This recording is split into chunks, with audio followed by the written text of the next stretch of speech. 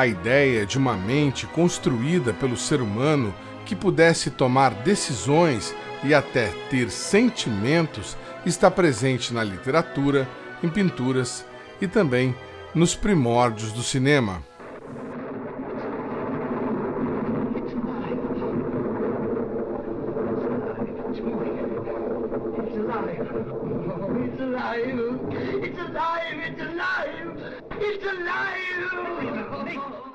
Mas o que seria a vida? Como reproduzir algo tão subjetivo? O que define se estamos vivos, se existimos ou não? No século XVII, o matemático e filósofo René Descartes definiu a questão com a frase "penso, logo existo". Para o pensador, o próprio questionamento sobre a existência já era uma prova de que ele pensava e, desta forma, estaria vivo. Filosoficamente falando, isso pode não ser verdade. Have you ever had a dream, Neo, that you were so sure was real? What if you were unable to wake from that dream? How would you know the difference between the dream world? Podemos estar presos em um cruel sistema de sucção de energia humana que nos mantém em transe apenas imaginando uma realidade que não existe, como sugere a trilogia Matrix, na qual as máquinas adquirem vida e passam a controlar os humanos. Mas afinal, as máquinas são capazes de pensar? Essa é a pergunta proposta pelo matemático e cientista da computação Alan Turing, que praticamente inaugurou a inteligência artificial como campo de pesquisa. Turing é apontado como o principal responsável pela construção da máquina de Bomb, que foi usada pelos aliados durante a Segunda Guerra para decifrar a comunicação nazista. You will never understand the importance of what I am creating here. Alan Turing escreveu um artigo que ficou muito famoso, que é Maquinário Computacional Inteligente. Isso foi em 1950. Aí em 1956, o termo inteligência artificial foi introduzido através de um seminário por John McCarthy de Princeton. Turing foi considerado o pai da computação por conta do desenvolvimento da chamada máquina de Turing, projeto base para o primeiro computador.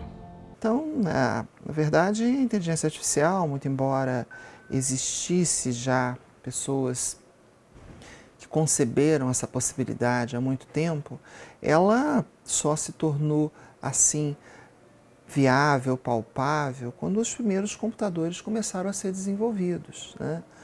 Ele também criou o chamado teste de Turing, que pretendia estabelecer o quanto inteligente uma máquina poderia ser, ou se ela poderia pensar.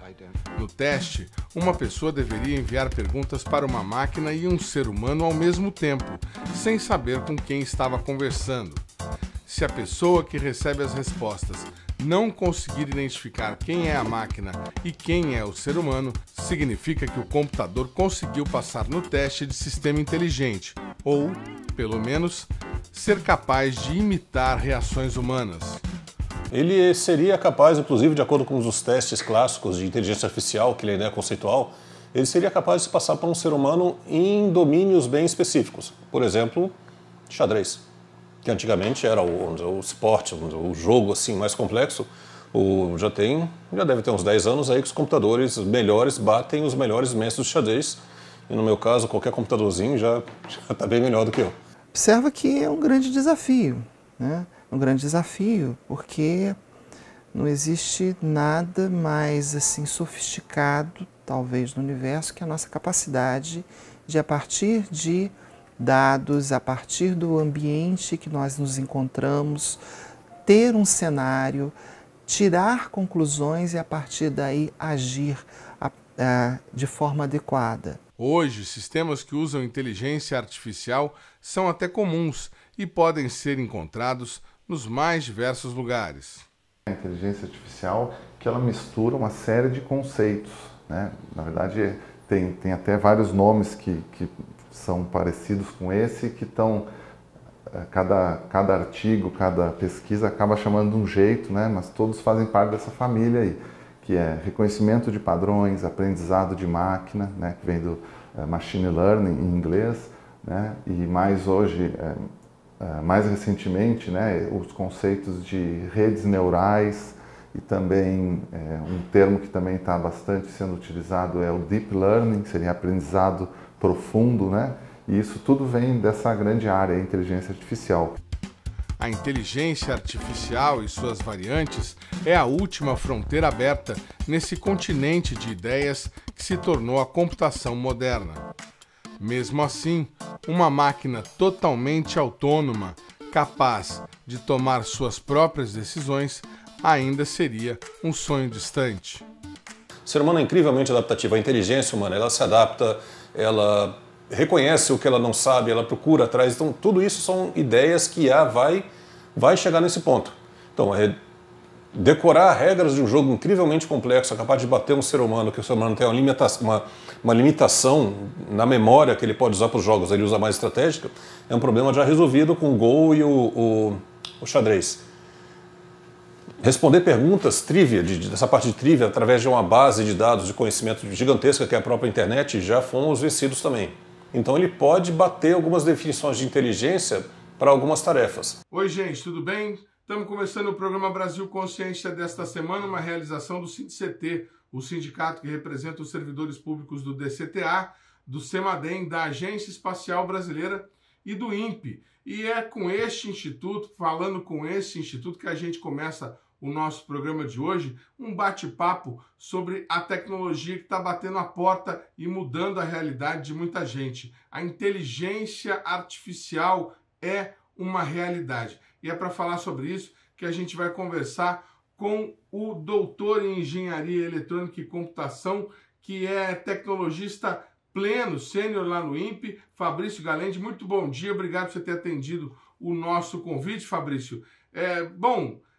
Explica para a gente uma coisa, isso que nós estamos vendo hoje, aparecendo aí com o ChatGPT, e daqui a pouquinho tem o concorrente do Google liberado para o Brasil, isso é alguma novidade para vocês da academia que já estudam isso há bastante tempo?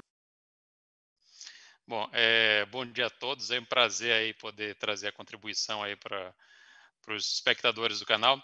Na verdade, o que está acontecendo, Edmond, é que não é uma novidade para quem já trabalha com pesquisa na área. Então, a base dessas tecnologias, ela já existe há mais de 2 décadas.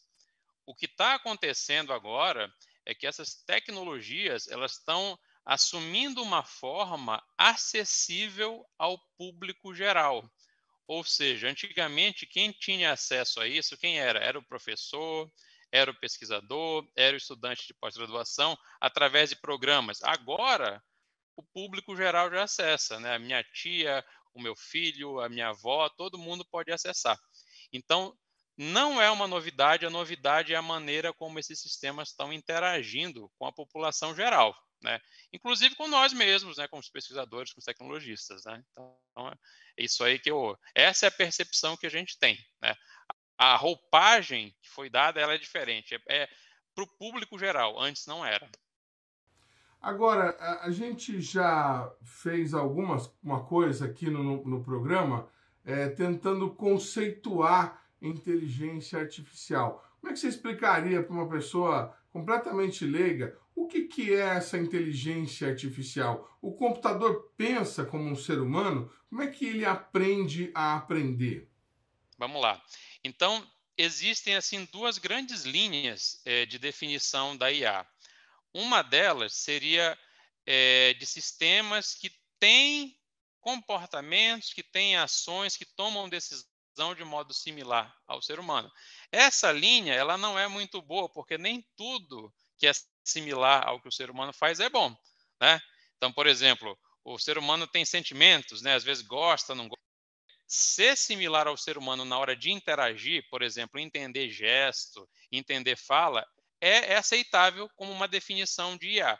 A outra linha é a seguinte, que são sistemas que são capazes de prover soluções para problemas que são considerados difíceis para a computação tradicional. E essas soluções geralmente tendem a evoluir conforme o sistema recebe mais dado, mais informação, né? Então, a gente diz que, nesse caso, está acontecendo a aprendizagem de máquina. Então, se eu pudesse assim resumir para o público geral o que seria a IA, então seriam sistemas, né, que têm algumas características, né, de interação similares a nós, seres humanos, mas que têm essa capacidade de aprender e de resolver problemas complicados para a máquina, que para nós, né, são problemas simples. Por exemplo, reconhecer uma face. Para alguém é fácil fazer isso. Computacionalmente não é tão fácil. Então, o fato de você aceitar a imagem e reconhecer, né, caracteriza como um sistema de IA, né? E de outras formas também, reconhecimento de fala, texto, né? Então, isso aí seriam os sistemas de IA, né? Em alto nível, assim, para as pessoas entenderem. Vocês não usam o chat GPT para fazer uma pesquisa, né? O que a inteligência artificial poderia oferecer para esse alto nível já de especialização? Bom, uma das grandes vantagens de você usar ferramentas tais como o chat GPT é que ele tem acesso a uma quantidade muito grande de dados, a muitas informações. Então, isso facilita, por exemplo, para o pesquisador, né, consultar e acessar determinados dados que, de outras formas, talvez fosse demandar mais tempo, mais esforço, né? Por outro lado, né, aí cabe aí uma ressalva que é a seguinte: toda ferramenta de IA, ela tem que ser bem utilizada, senão ela talvez não te forneça aquilo que você precisa. Então, vou dar um exemplo. Tem algumas perguntas que, se você fizer, por exemplo, ao próprio chat GPT, que ele vai te dar respostas incorretas, né? Por exemplo, uma coisa muito simples. Se você perguntar alguma coisa que aconteceu há 2, 3 dias atrás, né, um fato político, econômico, ele não vai saber, porque ele não tem uma base de dados atualizada em tempo real. Né? Pelo menos na versão gratuita não tem. Então, ele já vai te dar uma informação incorreta. Outro problema, se os dados que alimentam essas ferramentas não forem dados confiáveis e não tiver alguém que diga, olha, isso aqui está ok, isso aqui não está ok, ele vai operar de modo tão bom quanto são os seus dados, certo? Então, assim, tem essa questão de acesso, então isso aí nos ajuda, né? Mas a gente tem que ter essa ressalva. O outro ponto é o seguinte, né? As ferramentas de IA também elas nos ajudam a automatizar certas atividades que são atividades repetitivas. Então, se você tirar a carga de alguém que tem algum conhecimento para uma atividade repetitiva e colocar em uma atividade que exija, por exemplo, mais criação, mais contextualização, isso aí seria algo bom, né, para o Instituto e para todos os serviços de uma maneira geral. E o que você pensa sobre a substituição de mão de obra por IA? A gente tem diversos fóruns, diversas discussões acontecendo sobre a possibilidade de um desemprego em massa, principalmente para setores menos escolarizados, menos especializados da sociedade produtiva. Qual seria a alternativa para evitar algo assim? As pessoas têm como aprender a trabalhar com IA, mesmo em baixa escolaridade? Sim, então vamos lá. O avanço da IA, né, ele é algo inevitável, né? Por mais que você pense em regular, em limitar, o conhecimento não para, né? E o conhecimento na área de IA é só mais uma área aí que está evoluindo muito, principalmente por causa do ganho, né, de processamento computacional que a gente teve aí nos últimos tempos. Mas aí o que acontece? Vamos lá. Eu vou citar um episódio recente, né, com um orientado meu, né, falando sobre a disputa de uma vaga de trabalho.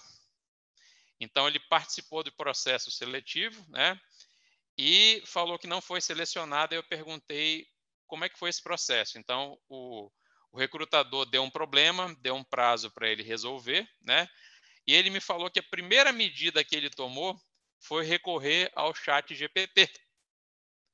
O que aconteceu? Na verdade, ele não obteve a solução para o problema. Muito simples, porque era um problema que exigia análise, que tinha um contexto dentro daquela vaga. Então, o que acontece? Problemas que exigem alguma análise e contextualização são problemas muito, mas muito difíceis de serem resolvidos automaticamente por uma máquina. Então, o que acontece? substituir alguém que faça esse tipo de atividade, né, por uma máquina, hoje é muito difícil, né? O que pode acontecer? Como eu falei, tarefas repetitivas, tarefas que não exigem muito conhecimento, né, que não exigem análise, tendem a ser substituídas por máquinas. Mas qual é a solução, né? Segundo, é uma opinião pessoal minha, né? Tudo passa pela educação, né? Então as pessoas, elas têm que ser informadas, têm que ser instruídas e treinadas para conviver e operar adequadamente esses sistemas, né? Por quê? Porque se você não for capaz de operar adequadamente o sistema, você pode ter o melhor sistema do mundo, você não vai chegar onde você quer, né? Se você der um mapa a uma pessoa e ela não souber ler o mapa, ela não chega a lugar nenhum. A mesma coisa relacionada à inteligência artificial. Então, assim, tudo passa pela educação, pela valorização do processo de educação, da pesquisa, né? Então, o mesmo aluno e outros alunos uma vez falaram assim, olha, tal professor de tal disciplina poderia ser até substituído porque o chat GPT me traz acesso a um conteúdo melhor do que o professor. Então, essa frase me levantou, né, a seguinte bandeira, o professor não pode ser mais só um profissional, por exemplo, que traz um conteúdo. Ele tem que avaliar os aspectos humanos, o contexto e facilitar e mediar o processo de aprendizagem para aquele aluno, que é uma coisa que uma máquina dotada de IA não faz, né? Então, essa seria, digamos assim, a minha visão, né, a minha opinião sobre essa questão de substituição e de adaptação. E acho que, independentemente do nível de escolaridade, condição social, etc., acho que é possível, sim, educar as pessoas a conviver, a se adaptarem às novas tecnologias, né, e, sim, continuarem, né, trabalhando, exercendo atividades, só que atividades diferentes, que tendem a ser menos mecânica e mais contextualizadas, mais analíticas, né, de um modo geral, em todos os níveis, né? Muito bem. Vocês estão trabalhando com alguma coisa especificamente agora em inteligência artificial, o seu grupo de pesquisa ou os doutorandos e mestrandos que você apoia aí no INPE? Sim, eu tenho orientados, por exemplo, de iniciação científica mesmo, alunos de graduação, né, que trabalham usando técnicas de IA para reconhecimento de padrões em imagens. Então, por exemplo, alguns anos atrás eu precisaria de alguém olhando uma imagem de um satélite para dizer, olha, isso aqui é um foco de fogo, isso aqui é uma construção ilegal. Hoje em dia, com o que a gente estuda, a gente não precisa de alguém que fique fazendo isso para dezenas, milhares de imagens. Você pode automatizar isso usando técnicas de reconhecimento de padrão, né, que usam inteligência artificial. Porém, é aquele ponto que eu comentei anteriormente. Você precisa de alguém que entenda e saiba, né, avaliar os resultados, inclusive avaliar se o que a IA está te fornecendo é pertinente, porque às vezes não é, né? A IA, como eu falei, ela é tão boa quanto os dados que você dá para ela e quanto a pessoa que também a desenvolveu. E quem dá os dados, né, somos nós, quem desenvolve somos nós não somos perfeitos, né? Então, sim, né, e seguindo por essa linha aí, né? Então, o que a gente foca agora é a análise do projeto, né, mas sim utilizamos para esse caso aí. Isso aí é um exemplo, né? O Brasil hoje tem uma demanda muito grande de programadores, né? Essa é uma carreira em que o Ministério de Ciência e Tecnologia, inclusive, pretende investir para incentivar formação de mão de obra. A inteligência artificial pode exercer esse papel de programador? Bom, eu ministro disciplinas de graduação que envolvem programação. Inclusive, aquele relato do aluno que estava disputando a vaga de emprego era de programação. O que acontece? Toda atividade de programação recorrente, ou seja, aquilo que eu fiz uma vez e que eu consigo aplicar de modo repetitivo para sistemas similares, sim, né, os sistemas de IA vão acabar substituindo, né? Então, por exemplo, se você entrar no chat GPT e disser assim, olha, eu quero uma página de internet com 3 botões, qual é o código que faz isso aí? Ele gera para você. Só que a questão é a seguinte, o que ele está gerando serve para resolver o teu problema? Né? Então, o ponto é, o que tem que mudar, né, com relação à questão da carreira, da programação, etc., é mostrar para ele esse tipo de ferramenta como aliado, né, ensinar ele que a ferramenta também ela não vai trazer resposta para tudo que ele quer.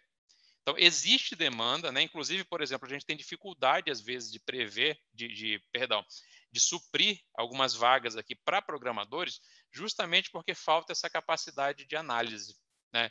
Então, eu não preciso contratar alguém, um bolsista, etc., que só saiba usar e chamar lá do chat GPT um trecho de código que foi gerado automaticamente. Eu preciso de alguém que entenda o problema e que use a ferramenta como algo auxiliar, né, para a gente chegar à solução de um problema que a ferramenta sozinha não resolve, né? Então, o que eu acho que tem que mudar um pouquinho aí na questão educacional é o que é importante. Então, saber o código, saber programar por programar, é menos importante do que saber analisar e contextualizar, né, os problemas. Vou dar mais um exemplo. Tem uma ferramenta, por exemplo, que é o brandmark.io, né? Ela é uma ferramenta que gera logo. E tem uma disciplina, né, de design, que inclusive ministro, né, já ministrei, que fala sobre desenho, né, de logomarca, etc. Se você acessar a ferramenta e colocar algumas informações, ela gera uma dezena de logos para você. Tem a ver com carreira de desenvolvimento de software, a parte de design digital. A pergunta é, o que está saindo ali me serve? Né? Então, a gente tem que treinar pessoas que saibam ter, né, esse senso crítico, essa análise para poder operar e usar a ferramenta como algo, não que seja um competidor, mas que auxilie a resolver o problema. Né? Acho que é isso.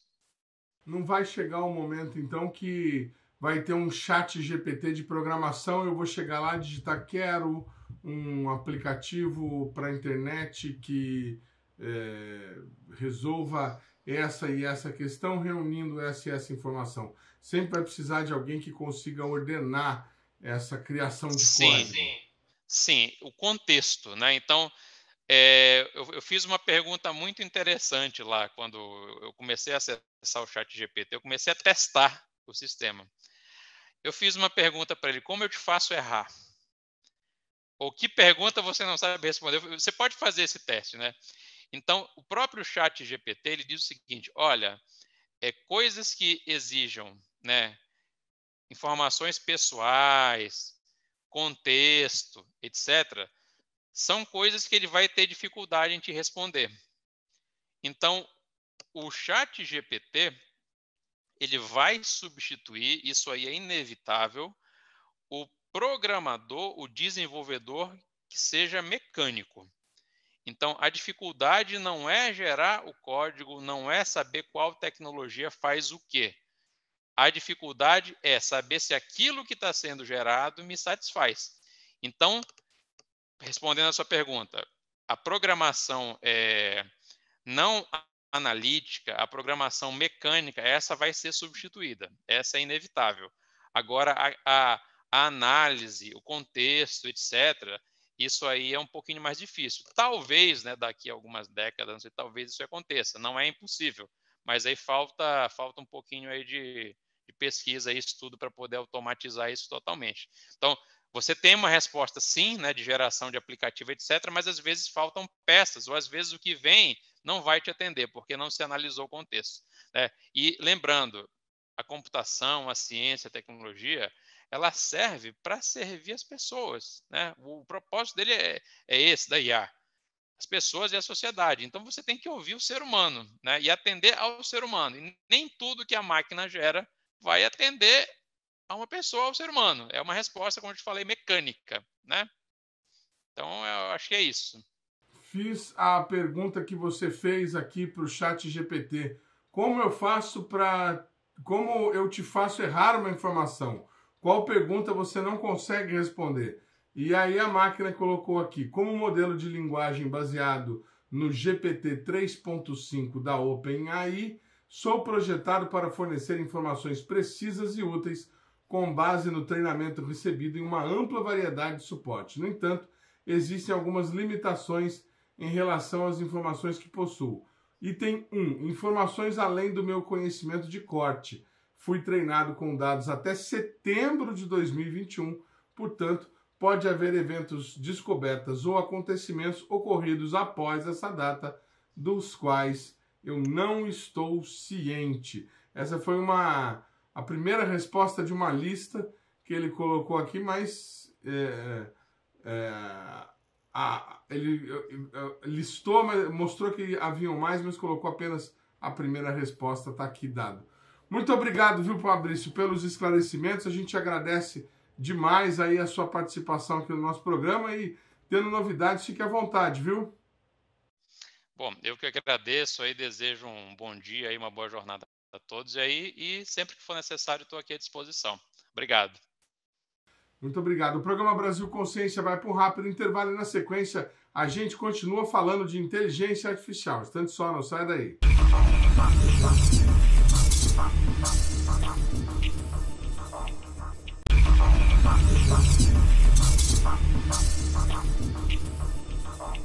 Muito bem, gente. Segundo bloco, a gente continua falando aqui sobre inteligência artificial, essa entidade cibernética, robótica, que tem tomado conta aí do noticiário científico diário em todos os grandes jornais. E para falar sobre esse assunto agora, a gente traz o pesquisador Reinaldo Rosa, especializado em machine learning, conhecimento de máquina, que vai falar para a gente um pouco sobre o conhecimento dele. Reinaldo, tem muita gente assustada. As notícias que estão saindo aí recentemente apontam que a Microsoft vê sinais de raciocínio humano na nova inteligência artificial. Estamos próximos do advento da Matrix?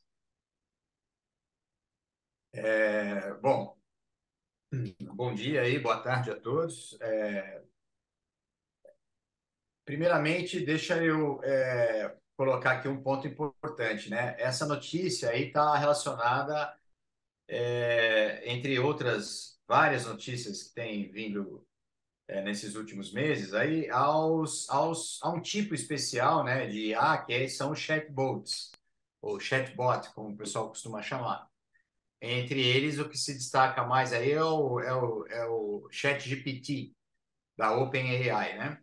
E é claro que existem vários concorrentes. Quer dizer, esse projeto é um projeto, costumo dizer para o pessoal, né? Houve uma época no Brasil que todo mundo que falava em astrônomo falava do Ronaldo Mourão lá, né? Parecia que no Brasil tinha um astrônomo só. Mas existem centenas e milhares de astrônomos no Brasil. É a mesma coisa com os chatbots, né? Existem vários projetos de chatbots. Os chatbots pode ser baseado só em regras, eles podem ser também baseados em IA e pode ser híbrido também, né? Então, existem várias abordagens de chatbots, então não é nenhuma novidade, isso já vem de muitos anos, tem crescido exponencialmente agora, exatamente impulsionado pelos projetos da OpenAI, né? A parte de IA, ela pode ser supervisionada e não supervisionada, contando aí, obviamente, com os recursos de processamento de linguagem natural e com Deep Learning, né? As ferramentas de Deep Learning. Então, tudo que existe ali dentro desses algoritmos, né? A gente pode chamar assim, desses programas inteligentes, são coisas completamente conhecidas, né? Não tem algo que não seja conhecido pela comunidade. Ele não gera nenhum tipo de novidade em relação à sua concepção, tá? Ele não é capaz de se autoprogramar, por exemplo. Esse é o primeiro ponto importante, ainda, né? Então, esses chatbots, eles interagem com os seres humanos por meio de algoritmos de processamento de linguagem natural, as LNPs do inglês, né, e machine learning, e o objetivo é simular uma conversa. Aqui tem um ponto muito importante, simular uma conversa determinística e lacônica entre humanos, gerando, inclusive, textos inéditos, né, e personalizados, que o próprio chatbot constrói. E existem muitas ferramentas que fazem isso, né? Eu já diria que você pode listar aí umas 20 ou 30 ferramentas que fazem isso, né? O ChatGPT, que é baseado na tecnologia GPT-3, e agora tem o GPT-4, que vai sair, e assim vai. Ele é, digamos, um dos mais avançados. Existe para 2023 vem o Lambda, né, da Google, que vai ser também um projeto muito. Para você ter uma ideia, são 2 trilhões de palavras, né, que eles conseguem processar, interpretar e relacionar, o que é importante. A relação do texto é que dá essa associação, né, das palavras e não só das palavras, mas como tem machine learning, eles conseguem fazer a leitura também de imagens, conteúdo de imagens e textos. Então, dá essa impressão de algo que vai além da conversa determinística e lacônica, mas não é verdade. Né? Tem um projeto no Brasil chamado Cerebras, é até interessante o pessoal dar uma olhada, é um projeto que você pode entrar lá e criar o seu próprio chatbot. É legal porque aí você conhece bem quais são as componentes para você criar um chatbot. Né? Então, recomendo que quem for entusiasta, querer aprender mais, que faça parte aí desse projeto. Mas, então, essa coisa do raciocínio, como eu falei, como é uma conversa determinística e lacônica, é fácil você entender o que ele faz. Basta você chegar para o ChatGPT, por exemplo, você pergunta para ele qual é a cena que você mais gostou no filme 2001, Uma Odisseia no Espaço?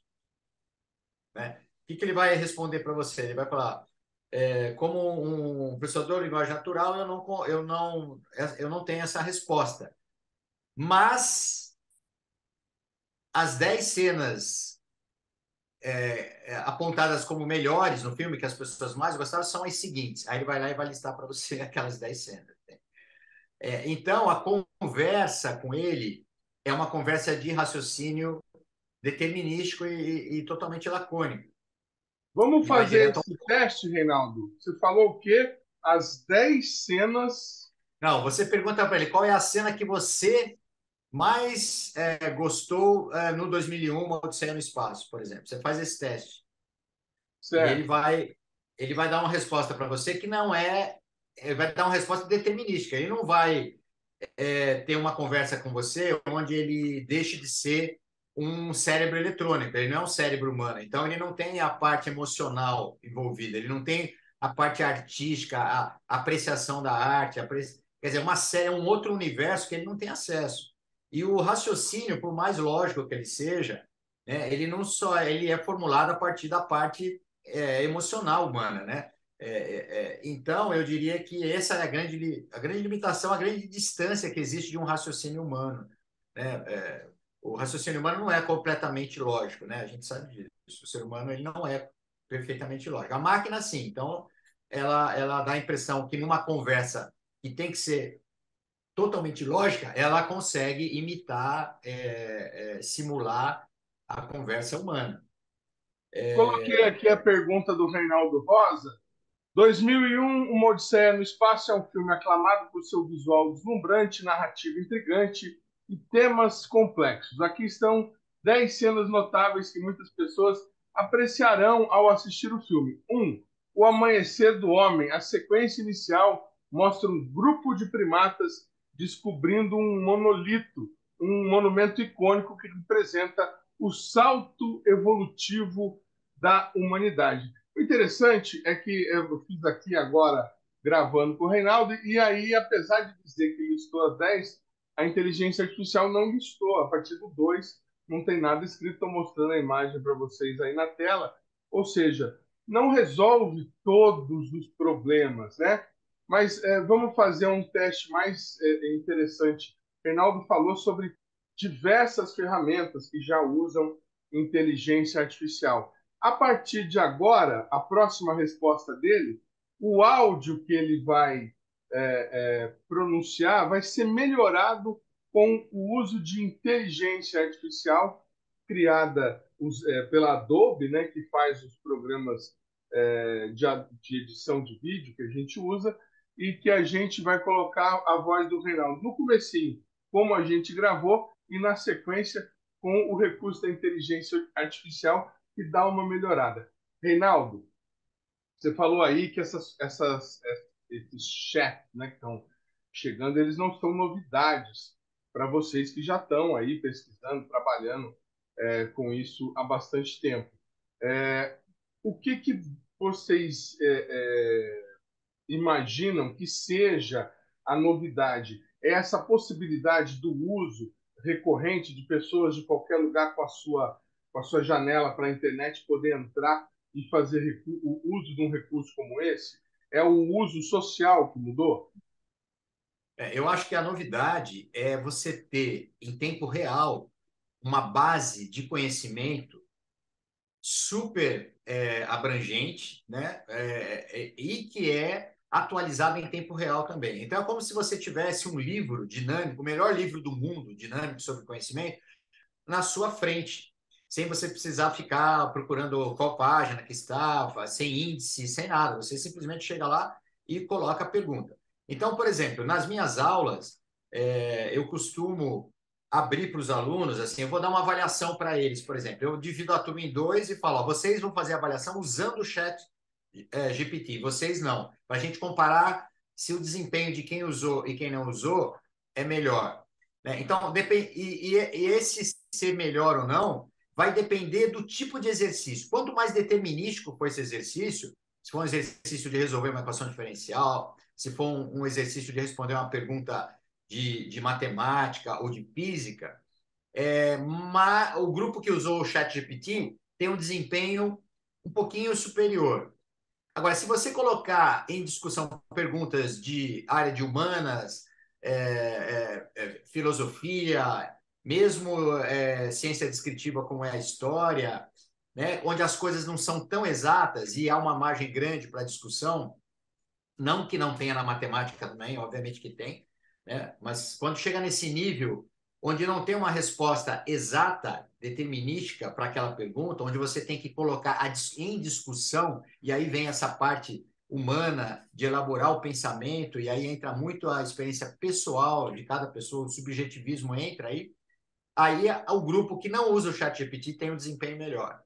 Então, o ChatGPT é como você trazer para a aula um outro professor, né, um professor que vai nos ajudar, que é extremamente eficiente para responder perguntas de forma determinística.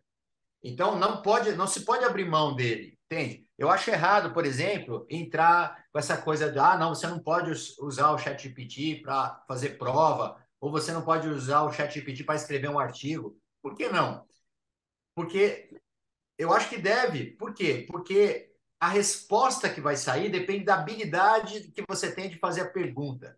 Então, entra a habilidade de quem está perguntando. Então, isso faz com que agregue um valor enorme no uso da ferramenta. Então, eu não vejo nenhum problema no uso da ferramenta, eu não vejo uma ameaça, não vejo nada disso. Pelo menos essa é a minha visão, né? No momento. Eu não sei como é que vai evoluir isso, né? Até que ponto, mas, enfim, no momento, essa é a minha impressão da ferramenta. Eu acho que ela é bem-vinda, ela é uma ferramenta auxiliar extremamente potente na troca de conhecimento, na elaboração e na troca de conhecimentos, principalmente conhecimentos de caráter determinístico. Mas existe uma questão, né, Reinaldo, que preocupa as pessoas, que é justamente a facilidade que esse sistema permite para a realização de algumas tarefas, o que vai acabar substituindo seres humanos em diversas funções. Esse é um processo inexorável, né? Diante disso aí, o que você pensa como pesquisador profissional da área do surgimento de profissões, por exemplo, como o engenheiro de prompt? Você falou aí da habilidade de fazer a pergunta, já se projeta profissionalizar essa atividade, pessoas com técnicas para fazer a pergunta certa e extrair da inteligência artificial Sim. a melhor resposta possível. Sim. Eu acho que do ponto de vista de risco, de colocar em risco mercado de trabalho e tudo isso aí é uma grande bobagem, na minha opinião. Por quê? Porque tecnologias disruptivas, elas chegam exatamente porque são disruptivas. Quando a TV colorida chegou, né, toda a engenharia de TV preto e branco foi por água abaixo. Tudo que estava na loja para vender não foi vendido. Se perdeu, jogou no lixo, virou sucata. Então, tecnologias disruptivas são assim. Agora, é claro, toda tecnologia disruptiva ela traz desafios de novas habilidades, e aí é preciso ter a formação das pessoas, como é a ciência de dados hoje, por exemplo, né? Existe uma demanda enorme para cientista de dados, mas pouca gente com as habilidades formadas, né? Até porque não tem muitos cursos ainda de qualidade a serem oferecidos, né? Eles estão em formação ainda, cursos bons mesmo. Então, a gente vê que vai acontecer a mesma coisa em relação ao uso da IA na geração de conhecimento. Os engenheiros vão ter que se adaptar, como você pontuou muito bem. Hoje já existe um desafio de engenharia reversa para essas coisas, quer dizer, em vez de você fazer, você vai usar, só que para usar você tem que aprender a usar, então você tem que treinar alguém para usar lá na borda da eficiência, né? Então o mundo é dinâmico, né? O mundo da tecnologia é assim, principalmente TI. A IoT está aí também, a internet das coisas, tudo. Você não vai precisar mais de trazer pessoas na sua casa para fazer toda aquela instalação. No futuro, você vai receber uma casa já onde você faz o plugin de tudo de todas as ferramentas de IoT, tudo colocado na internet. Qualquer pessoa vai poder fazer a sua instalação elétrica assim, de uma forma super fácil. Enfim, é a dinâmica da TI impondo novos desafios no mundo, inclusive a adequação das profissões, das carreiras, né? Mas eu não vejo isso como um problema de longo prazo, é um problema de curto prazo, até ter uma adequação, né? Essa é a minha visão. Eu não sei se eu respondi, foi isso que você perguntou. Na verdade, foi bem isso que você queria saber. Legal, quero agradecer demais ao Reinaldo Rosa por mais essa participação aqui. Obrigado, Reinaldo. Sucesso aí na continuidade da agenda, viu? Eu que agradeço, Edmond. Até a próxima. Grande abraço. Abraço, tchau. Valeu, cara.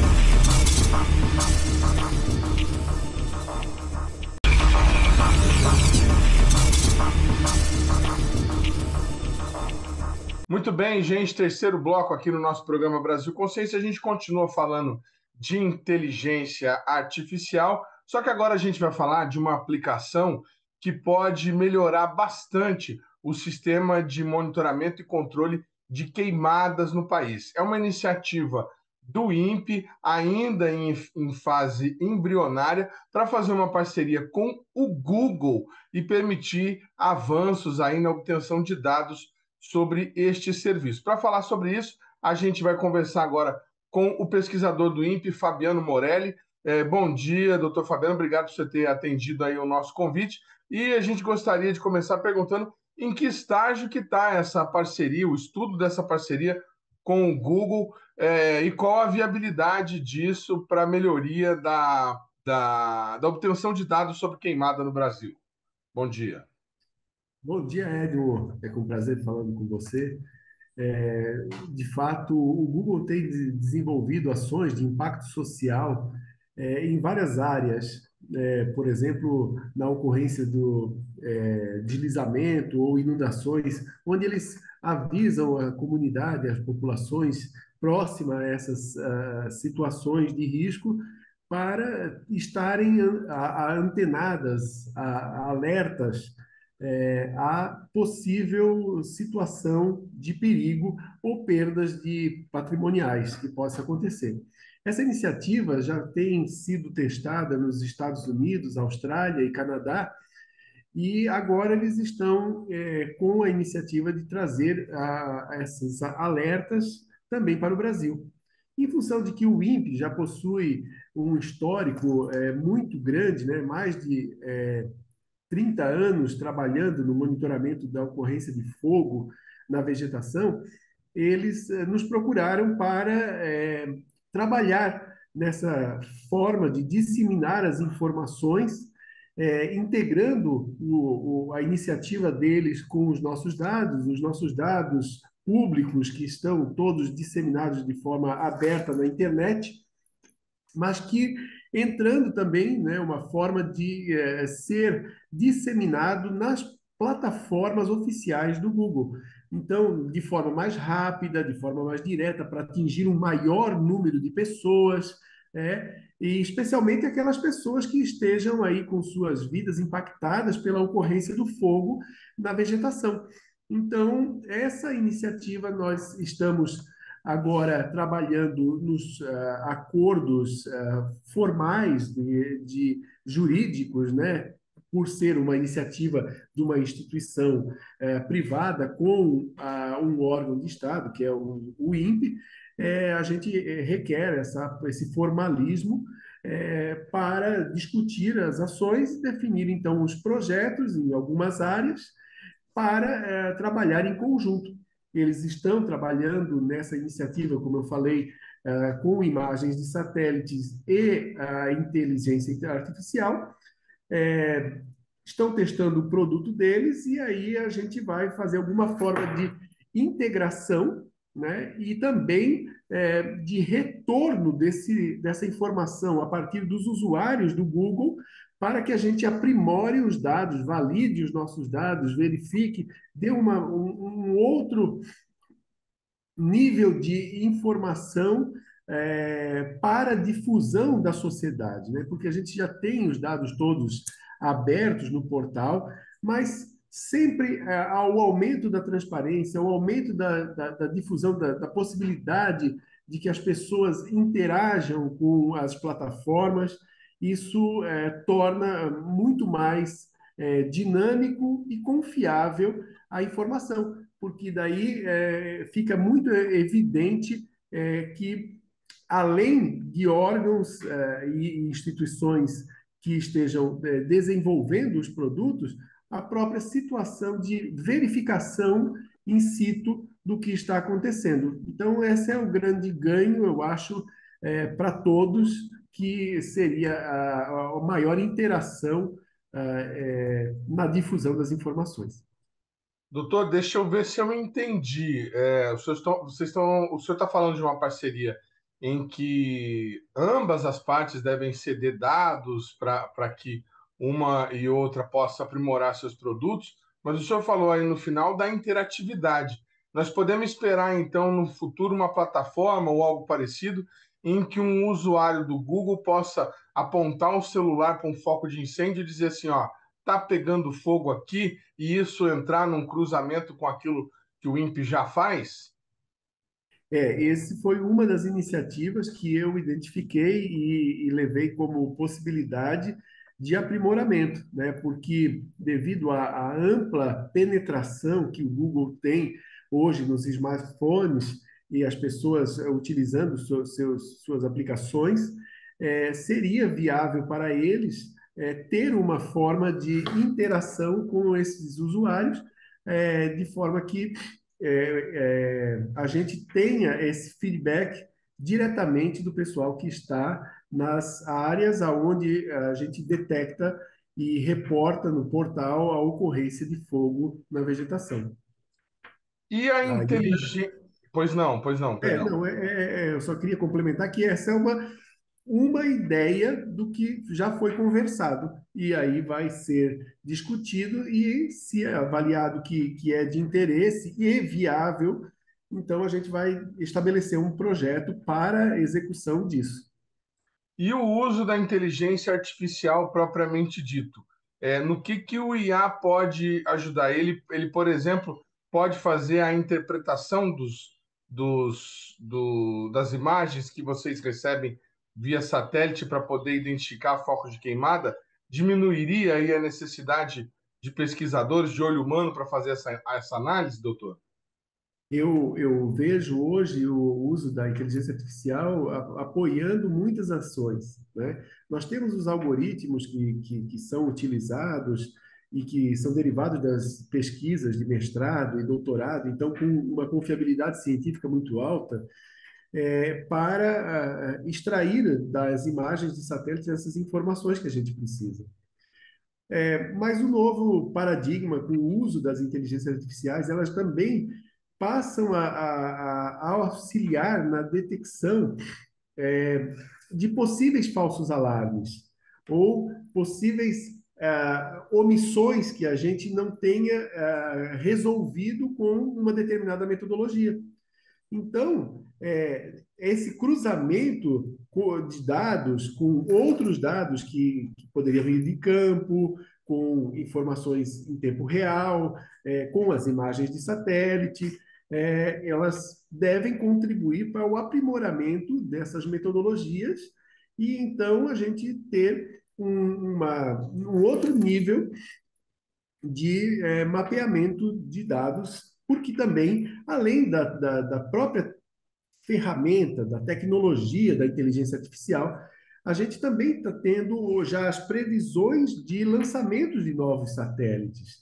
Novos dados vão ser disponibilizados nos próximos anos e cada vez mais essa integração ela vai cobrindo lacunas que no passado eram insolúveis, né? Um satélite ou ele observava uma grande área em um intervalo de tempo maior, ou ele ficava olhando uma área pequena, sempre em vários instantes do tempo mais frequente. Agora, a gente tem constelações que permitem a gente mapear uma determinada localidade ao longo do tempo, em vários momentos do dia, e com características diferentes. Então, essa integração dos diferentes sensores, elas também permitem que a inteligência artificial identifique feições, identifique características específicas de cada satélite para auxiliar na caracterização da área queimada, da área que está queimando, no que pode queimar, na severidade do fogo, no risco do fogo. Então, são vários os tipos de aplicações que a inteligência artificial tem para ser utilizada e acho que assim, uma grande oportunidade de pesquisas aí abertas para várias áreas, né? Não só de sensoriamento remoto, mas também de áreas específicas de uso da tecnologia. O senhor imagina que essa parceria, esse sistema, ou o que surgir dessa pesquisa, possa, por exemplo, identificar com a inteligência artificial possíveis focos de queimada e emitir alertas automáticos às autoridades de fiscalização? Vocês vislumbram a possibilidade da ausência do olho humano para validar essa denúncia, vamos dizer assim, esse alerta às autoridades? Hoje a gente já trabalha de forma automatizada, né? O nosso sistema ele recebe imagens de 10 satélites ao longo do dia. E aí, nesses satélites, a gente consegue ter um intervalo de revisita ou observação da Terra a cada 10 minutos. Então, não é viável hoje eu ter uma pessoa olhando cada resultado de processamento. Ele não teria condições de avaliar isso. Então, já existe muita tecnologia, inclusive o uso de IA, né, para essa integração e validação dos dados. Eu tenho um controle de qualidade que me faz com que eu tenha um algoritmo conservativo.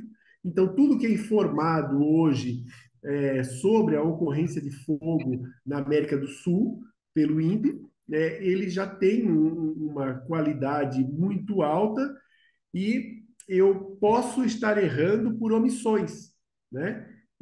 E não por falsos alarmes, mas sim por omissões de não ter uma alta confiabilidade, porque a intensidade do fogo ela ainda é baixa, porque a temperatura não é muito alta, porque o tamanho da área ainda é pequeno. Então, isso eu deixo de disponibilizar para evitar falsos alarmes. Então, eu acho que o uso da inteligência vai aprimorar, mas ela não hoje não é uma inovação tão grande, porque nos sistemas a gente já tem a aplicação de técnicas desse tipo para acompanhamento. Eu não faço a validação ponto a ponto individualmente. Muito bem. E o que falta, ou o que está faltando ainda, para que vocês anunciem essa parceria e que ela possa avançar? Parece que entre os assuntos, inclusive, há a possibilidade de parcerias estudantis aí com a pós-graduação do INPE e o Google. O Google tem um leque de ferramentas muito grande, né? Um portfólio bastante diversificado. A primeira conversa foi ligada a essa iniciativa das ações de impactos sociais devido à ocorrência do fogo, mas sim, também no aprimoramento da capacitação dos cursos de mestrado e doutorado que o INPE oferece, né, com tecnologias do Google. Eu acho que é uma das iniciativas que vão ser discutidas depois que aprovado esse protocolo de intenção e a gente seguir, então, para a fase de definição de projetos, né, e atividades a serem elaboradas, porque iniciou essa conversa por meio da iniciativa de monitoramento do fogo, e aí foi verificado que, olha, a gente tem uma amplitude de atividades maior e que podemos, então, discutir essas atividades a partir dessa protocolo de intenção. O protocolo está em fase de análise jurídica e assim que finalizada, a gente inicia a fase de elaboração de projetos para execução dessas iniciativas. Algum prazo estabelecido, alguma meta de prazo? Não, vai fazendo conforme você acertando os detalhes. Exatamente. A gente está bastante empenhado com isso já há uns 3 meses e ainda caminhando, porque essa fase jurídica sempre tem bastante discussões e análises de pormenores, né? E também devido à escassez de recursos humanos, né, que o grupo do programa Queimadas tem hoje no Instituto. Então, são muitas atividades, a gente está priorizando as atividades operacionais, e essas novas atividades, novas ações, a gente também está caminhando, mas não com força total, porque eu preciso me dedicar também às outras ações que são iniciativas de planejamento, gestão e execução, para que a gente traga recursos humanos e financeiros complementares ao orçamento da União e que garanta que as atividades sejam executadas ao longo do ano. Tá certo, quero agradecer demais ao Dr. Fabiano Morelli pelas informações que estão sendo prestadas aí sobre essa nova iniciativa do INPE na busca pela melhoria do serviço de detecção de pontos de queimada. Para você que nos acompanhou até agora, a gente segue no finalzinho do nosso programa atualizando a nossa lista de filmes sobre inteligência artificial que você não pode deixar de ver. Na sequência, você fica com o restante da nossa programação. Até a semana que vem com mais uma atração inédita para vocês. Tchau, gente.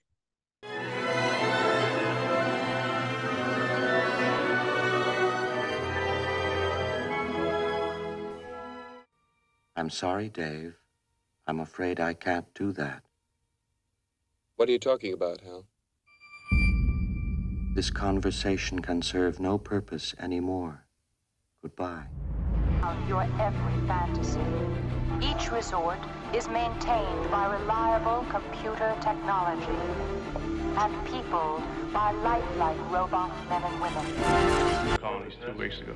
6 replicants, 3 male, 3 female. They slaughtered 20. A Blade Runner's job is to hunt down replicants. Manufactured humans you can't tell from the real thing. What's this? Roy Batty.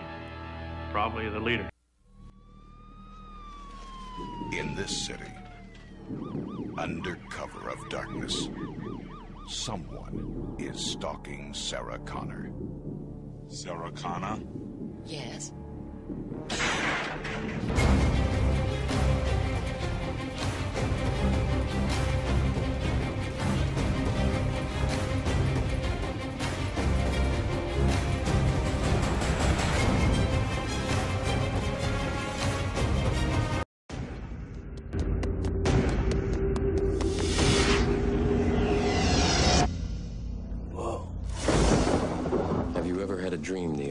were so sure was real.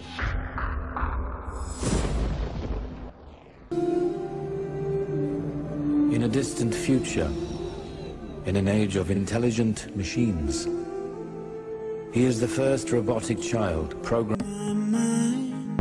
Theodore, I saw in your emails that you'd gone through a breakup recently. You're kind of nosy. Am I? You'll get used to it.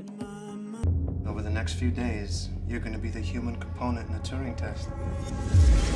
One day the AIs are going to look back on us the same way we look at fossils.